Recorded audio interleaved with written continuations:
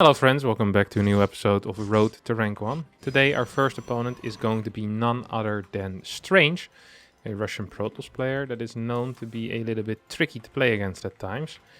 He is someone that also sometimes just leaves a bunch of PvPs in a low, so his MMR is always lower than I find his skill to actually be. He does, however, not really like the Protoss versus Protoss matchup, so maybe we can get him with that. We're just going to be...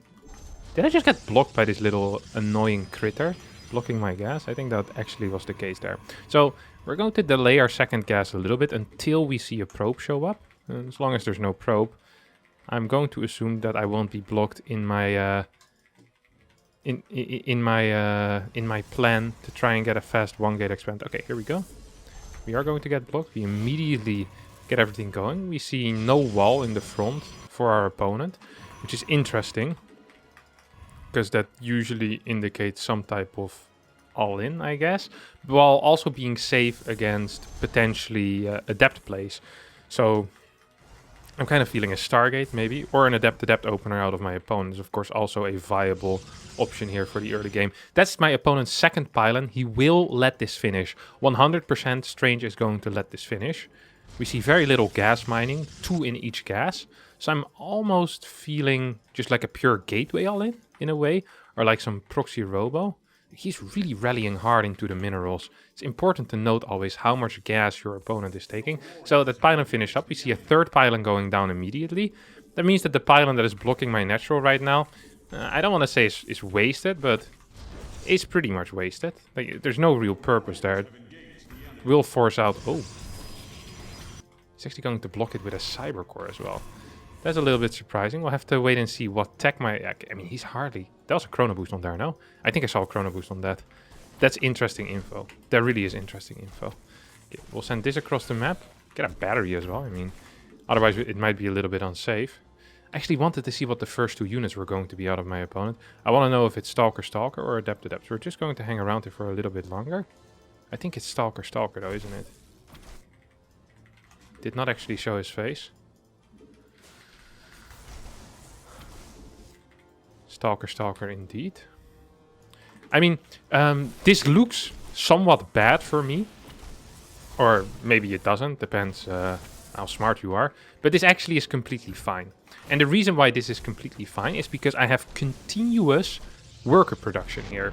And my opponent can't. You can't afford continuous worker production as well as blocking with a cybernetics core and a pylon. It's simply too expensive. Also, don't forget, my opponent invested in a second gate while I didn't. So maybe his nexus is slightly earlier because of the block, but I actually believe that everything else is going to be faster for me.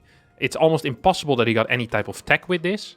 If any type of tech, it might be a Twilight Council, but then there's not going to be a nexus. And, well, we should be capable of figuring that out pretty quickly from this point on. Just going to get a second gateway already. I really want to know if there's a nexus. There is a nexus. This is great news for me. So we see a Twilight Council. Nexus that is slightly faster than mine, but his eco is going to be much worse. He'll have way less, way less workers, and thus less income. I also have 2 oracles, which means I won't need to get a robotics facility, which is huge. Robotics facilities are these giant structures that just delay things that you want to get in life. Like, getting an observer is actually just a chore. It's not something that's fun, you know? There are some minor benefits, but these benefits actually only come in the later stages of the game, like things like map vision. In the initial stages of the game, I can have my map vision with my oracles just fine. There's no problem.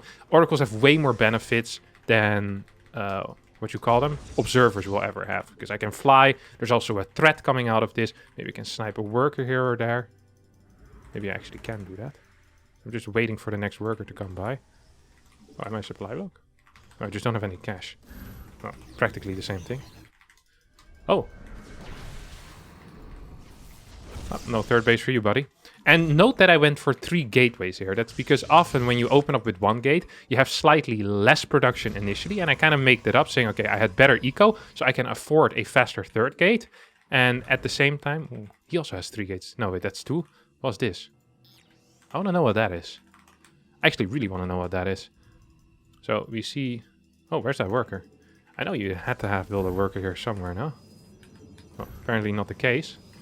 Going to get a pylon. Chrono boost this. We aren't even really that close yet to even getting blink. I thought I was a little bit closer, honestly. That is slightly frustrating right now, and especially in combination with that supply block that I have. Not a huge fan of how this game is going. However, I think I have a timing where I can do something very dangerous for my opponent. And that is going to be moving across the map with this army, while sending an adept across the map as well. Might have actually spotted that. Don't think I should... Nah, whatever. We're just gonna go in. I don't actually care. Gonna boost this once more. Another one of these. And these are going in towards a corner. So he does know that there's an adept coming here. And I will rally these two bad boys in the dead space. Now, I basically will attack 3 areas at the same time.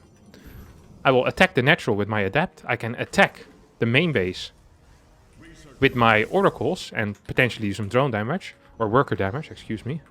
And at the same time, I can also attack the third base to go for a potential kill move here. And don't forget that on top of all of that, I also...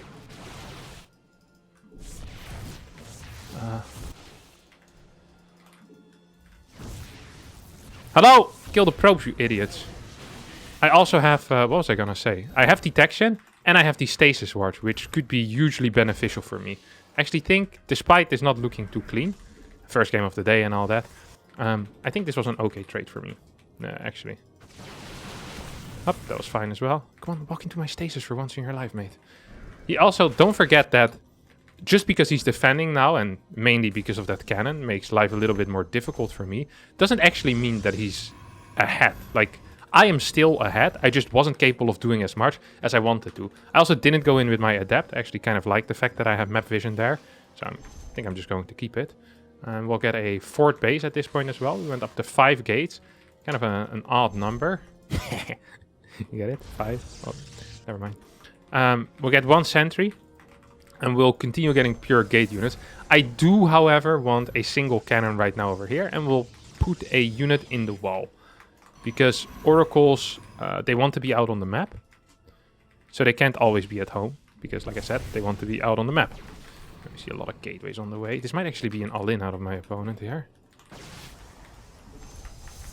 Should I also just get a Templar Archives? I don't actually think I want the Templar Archives, do I?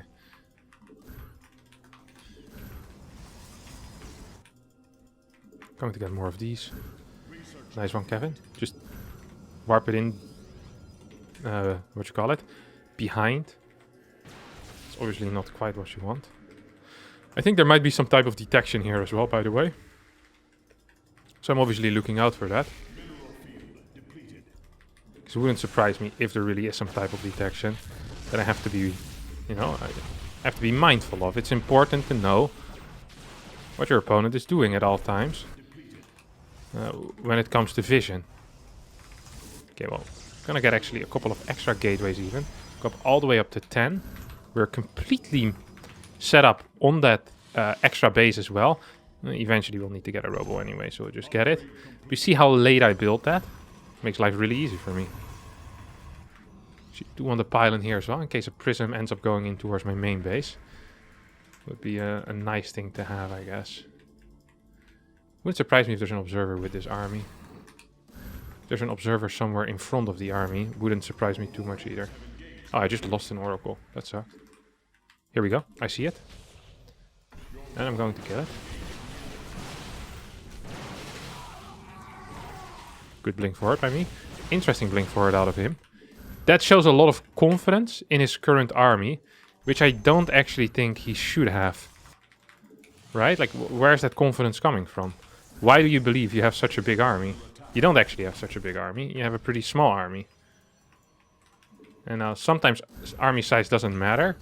I mean, he does have slightly better army comp with a couple of Archons in there, but I think my army is so huge, it really is largely irrelevant, honestly. Okay, we're going to build another robo here as well. Just make sure that we get enough gas in. Oh, he's moved. Wait. Oh my god, he went through the middle. Well, that actually really sucks. So the reason why this really sucks is that with a super battery, I'm going to be able to hold anything. But without a super battery, his army actually is relatively large and also relatively annoying. Like, difficult to deal with, basically. So I'm not entirely sure if I'm still winning in that case. Does seem to be the case. Yes, +3. I have +1. That's a large difference in upgrades. That actually is a very significant difference. Despite all that, I still believe that if I had a super battery, this would have been the easiest hold of my life. But because I was lacking a super battery, I killed my own unit. Well, I'm an idiot. This was actually relatively difficult. Man, he had crazy good upgrades. He actually did have crazy good upgrades. He sneaked by because I didn't really respect his potential for a move out, to be quite honest. He also could have gone through the rocks, I just realized. That also would have not been good, though. I wonder if he has a fort base or not. Probably does now at this point, I'd reckon. Just going to get a couple of disruptors. Now, disruptors provide a lot of safety once you get them in big enough numbers. So that's going to be my goal for the next few minutes, is getting disruptors in big enough numbers. Also want one unit over here, honestly. Just need to be sure of it, that he's not moving out through that area.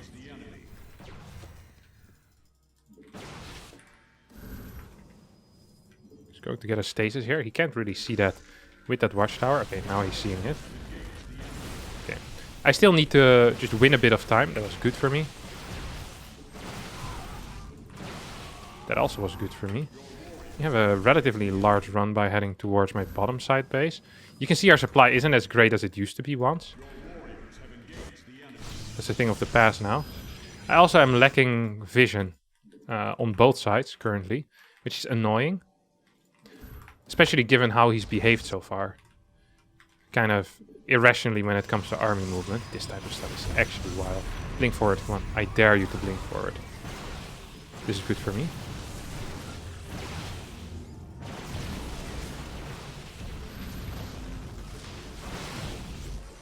I wonder if I can take this tower right now, or what is stopping me?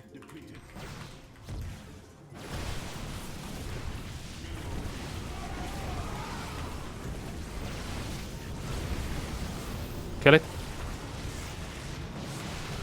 Come on, kill it, kill it, kill it, kill it. I think this looks really good for me. My opponent also doesn't have anything on that bottom side anymore, which means I probably could have grabbed that army with my main army already. He's going to try and rescue these units. That obviously is not going to be possible. I'm already starting +3. I had not started +3 yet. So this army is completely dead. That means we can now push forward and pick up the win here. And this is, like, all of this really came from the opener, yeah?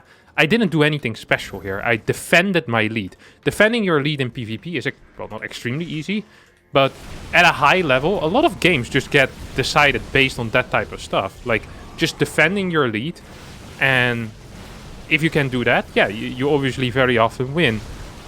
If you can't do that, then you lose. So we can just go back into the replay after this, and I'll explain in detail once again why I was in just a really good spot from basically start to finish. And there was only a single scary moment for me. GG gets called out of Strange.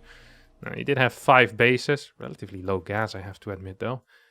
Just kind of want to go here into that early game, because it's important. And here we already see the big difference. So I have 2 major advantages when I'm playing a 1-gate expand.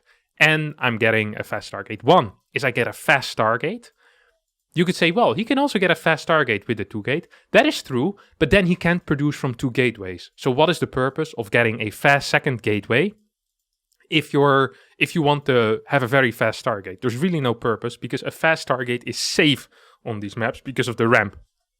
On top of that, I also have a higher worker count because I'm not investing in things like a pylon on my opponent's natural, a cybernetics core. I don't have to, because I don't have to block my opponent's natural. So despite him being capable of having a slightly faster, really just ever so slightly, it's what, 20 seconds or so, 20-second quicker nexus, I have a massive tech advantage, like really a huge tech advantage, which provides me vision, scouting, potential for damage in the early game, and at the same time I have a 3-worker lead. Now, these 2 things, they look pretty small. I mean, a 3-worker lead, especially given that I'm 20 seconds behind, that's going to go down to like maybe a 1.5 worker lead or so. But these 2 oracles, they will probably get me 1 or 2 workers over time as well. They allow stasis wards, which have been useful during the game. They allow for good scouting.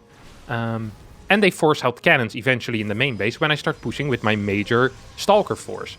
So that's another 300 minerals that my opponent doesn't have that I can invest into a way faster fort base. So everything just kind of gets leveraged from that initial advantage. I believe I should have been capable of dealing more damage here, by the way.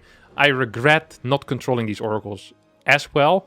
But yeah, at this point I'm just up 14 supply for no reason except the opener. And this entire opener from both sides was probably theoretically correct. So if you play with a 2-gate against a 1-gate Stargate and you want to expand, he did not make any major errors. I mean, he lost 4 workers over a time frame of 7 minutes. He had a pretty fast third base.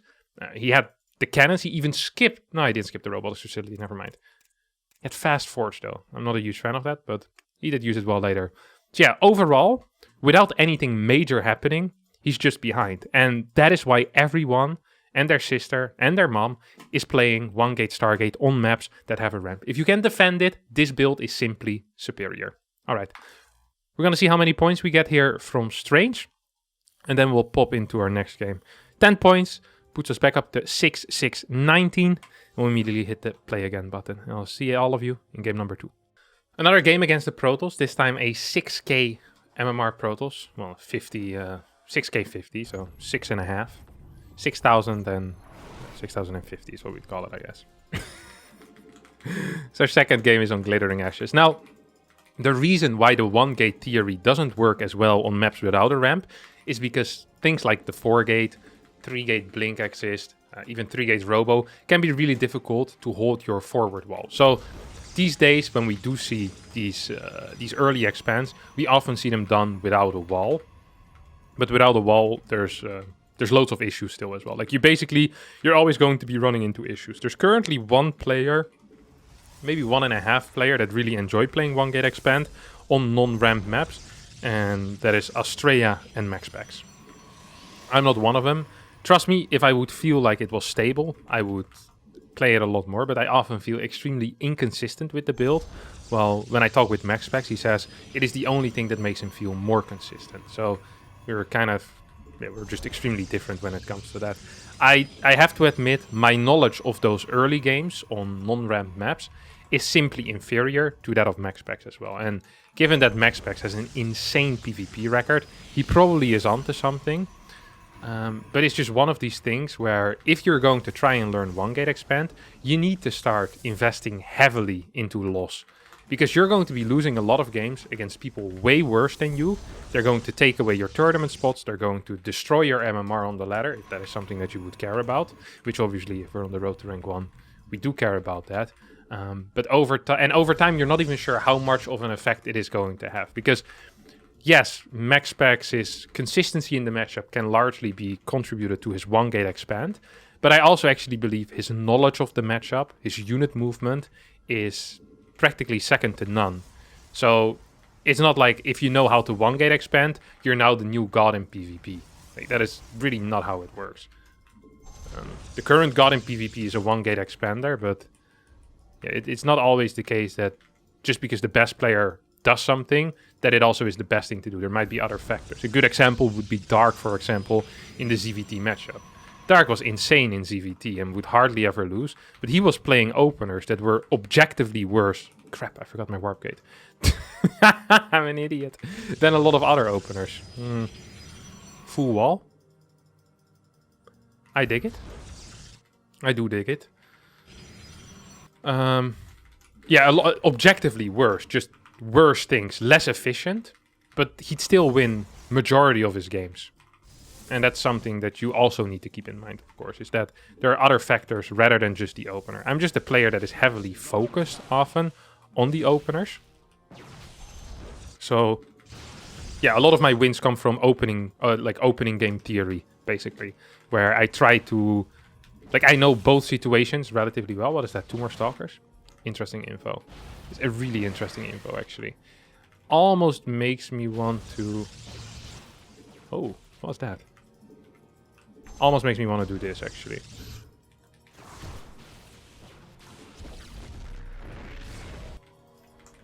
This is big.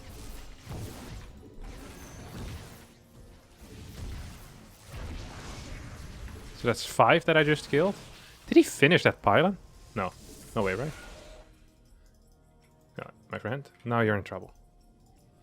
Robo here as well.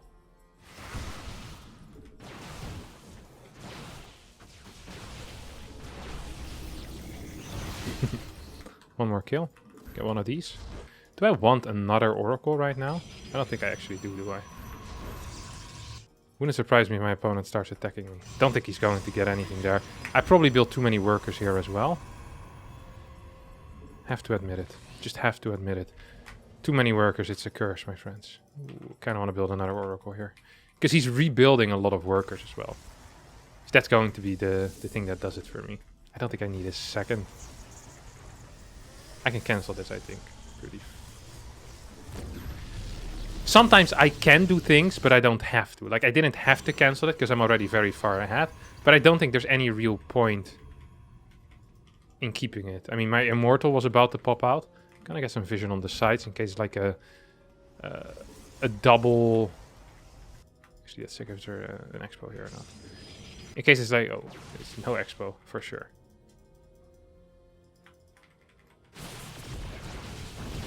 Just killed a little, what you call those guys?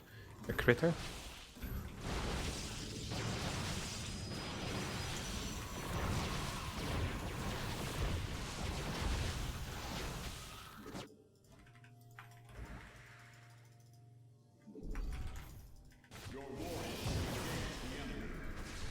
No, no, no. Oh my good lord. Thanks for terrible start right there. But I did keep everything alive, so it's fine. I feel pretty slow. Mousepad is sweaty. It's been warm weather, honestly. It's been warm weather here in the Netherlands. I'm not used to it. No one likes playing on a sweaty mousepad. That's the one thing I do know. Yeah, we killed so many workers now, though. Like, it's going to be really difficult for my opponent to do anything useful. There we go. Kind of what you'd expect, no? You want to really shoot that prism in this type of case. Yeah. Okay, now it's over. You actually should just leave. Nice, GG. I mean, it's not like it matters. Like, whether the prism dies or not, I'm up like 10 supply. I have 10 more workers. I have once again huge assets in these oracles. I have immortals, which you don't have. So if I get a prism with 2 immortals in your base... Oh, actually, there's Blink already. Yeah, but you don't have a Nexus on the way. I actually would have been dead no matter what. This was a win. It was already over. The prism was irrelevant here. Speeds up the process, but that's good for both me and him. He can search a game a little bit quicker, and I can get a game a bit quicker as well. So both of us should actually be somewhat happy with this. Nice. 2 wins in PvP. Theoretically well-played games as well. I'm kind of okay with that. All right, let's hop into our third game. All right, here we are on the... Alrighty, here we are. I'm not sure what this 3E means. Maybe he means for the 3rd time, but that would mean that this is strange, and I don't think this is strange. But yeah, here we are for a 3rd time in a row in a PvP. This time on Blackburn. Blackburn shares the same properties as the first map we played, except it has a twist on it, of course, and that is with the gold base. The gold base allows a 2-gate player to make up for the initial loss of income by having more map control. Which is what you do with 2-gate initially, right? You have more map control because you have more gateway units, which allows you to have the map. You can hold your own gold base with that. It does, however, make the situation difficult once, for example, let me say something, multiple oracles show up. Because then you need proper defense in multiple bases. Gateway units of your opponent can join in as well. I'm actually going to be playing a different build here rather than the regular 1-gate. This is a 1-gate that is very focused on a lower gas count, a faster nexus, and more gateway units. So if you really hate Stargate against Stargate type of openers, this is exactly what you're looking for. Because you can dodge the Stargate versus Stargate with this. My opponent actually isn't scouting in time though, so most likely is either proxying something, and this build is a lot worse against proxies than a standard double gas is. So just a heads up for everyone that cares about this build order and wants to know more about it. Okay, we'll have to wait and see what's happening here. Ooh. Ah, same opener. Okay. Cool. Ooh, 2-gate? Wait, what is this? Huh?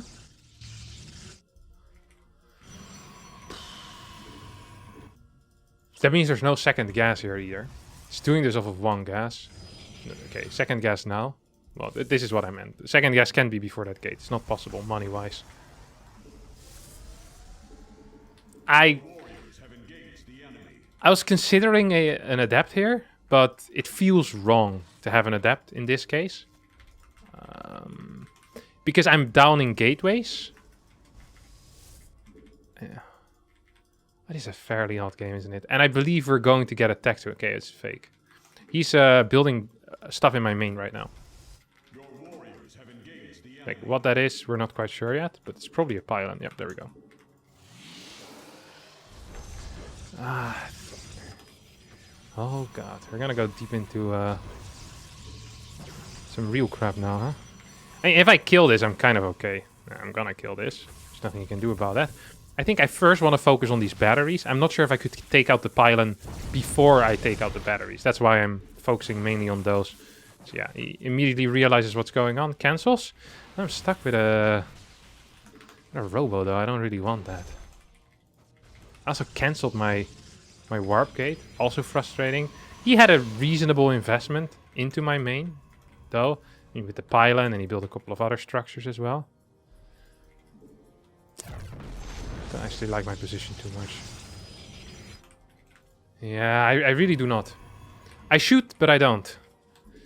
Because I don't know what the follow-up is going to be. You could be playing one gas into like a third base here, you know? Probably should still get a battery for safety purposes. I'm completely blind. Losing the probe that I had on the map was really bad there. I kind of played this out poorly. I'm not entirely sure either what the correct theory is. I don't think I should have built a robo in my wall, just a second gateway. Second gateway in my wall, and then just Stargate as a tech. Should have been fine. Oh, he's actually continuing with this plan, huh? No way that works. No way that works, right? Please tell me there's no way that works. Hello? No way that this works, right? Hello? I need energy.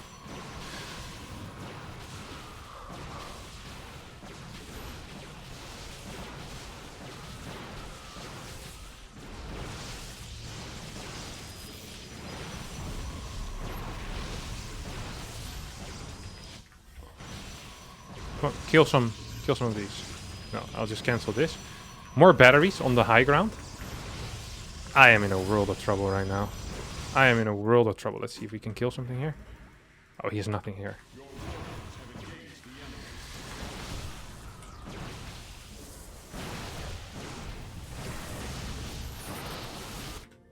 Oh, I haven't actually started this yet.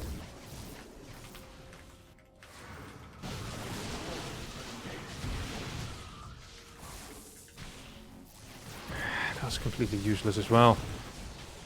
Okay, I have one more thing remaining. One more force field remaining. More batteries out here. I should have just kept my stupid thing alive as well. That actually was a big deal. This was good. Oh my god, it was a terrible force field. Why would I say this is good when it was literally this bad? Now, oh, I have money. I have energy again for a super battery as well, which is somewhat okay. It's actually going to help me.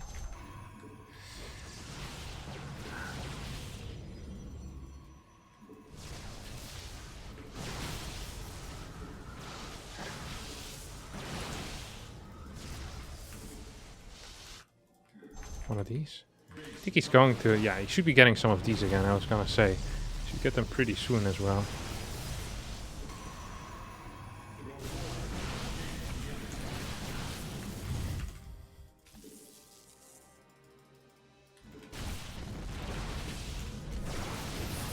Good. Good force field. In my opinion, at least. So this doesn't look too bad. It just sucks that he gets out here. 1, 2, 3. So I was thinking of building a cannon here.